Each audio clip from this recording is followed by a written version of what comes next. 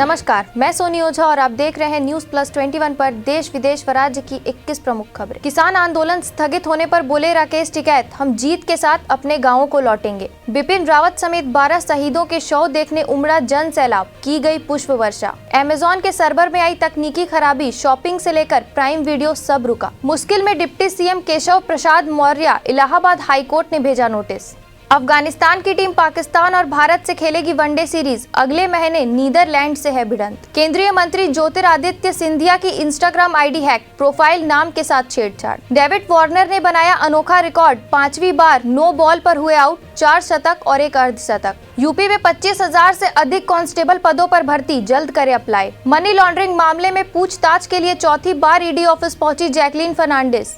Actress की मुश्किलें नहीं हो रही कम। कोलकाता हाईकोर्ट से मिथुन चक्रवर्ती को बड़ी राहत, विवादित भाषण मामले में एफआईआर रद्द। राजस्थान में ओमिक्रॉन के खतरे के बीच अब वैक्सीनेशन के लिए आपको नहीं होगी परेशानी, लोकेशन पर आकर टीम लगाएगी टीका। अस्पताल में भर्ती कोयला तस्करी मामले के आरोपी विकास मिश्रा को सीबीआई ने किया गिरफ्तार। हेलीकॉप्टर क्रैश पर शिवसेना नेता संजय राउत को संदेह, मांगा पीएम से जवाब। सीडीएस रावत, उनकी पत्नी और 11 अन्य जवानों के पार्थिव शरीर ले जा रही गाड़ियों में से एक दुर्घटनाग्रस्त, कई पुलिसकर्मी घायल। विपक्ष ने संसद में आज नहीं किया प्रदर्शन, सरकार पर लगाया आरोप, श्रद्धांजलि नहीं देने दिया गया। गगनयान से पहले भारत अगले साल लॉन्च करेगा 2 मानव रहित मिशन, वीनस पर भी जाने की होगी तैयारी, राज्यसभा में बोले मंत्री। भीमा कोरेगांव मामले में जेल में बंद अधिवक्ता कार्यकर्ता सुधा भारद्वाज हुई रिहा। गुजरात दंगों में तत्कालीन सीएम मोदी को मिली क्लीन चिट के खिलाफ सुप्रीम कोर्ट में याचिका। दिल्ली में बाहर नहीं, घर के अंदर भी हवा है दूषित। स्वास्थ्य सचिव ने राज्यों के साथ की अहम बैठक, सिंगापुर को खतरे वाली सूची से हटाया गया। जीना और कृष्ण नहीं, युवाओं के लिए रोजगार ही सबसे बड़ा मुद्दा। ऐसे ही देश विदेश व राज्य से अपडेट रहने के लिए हमारे चैनल को लाइक और सब्सक्राइब करना ना भूलें। नोटिफिकेशन के लिए बेल आइकन जरूर दबाएं। देखते रहिए न्यूज प्लस 21, आपके हक की बात।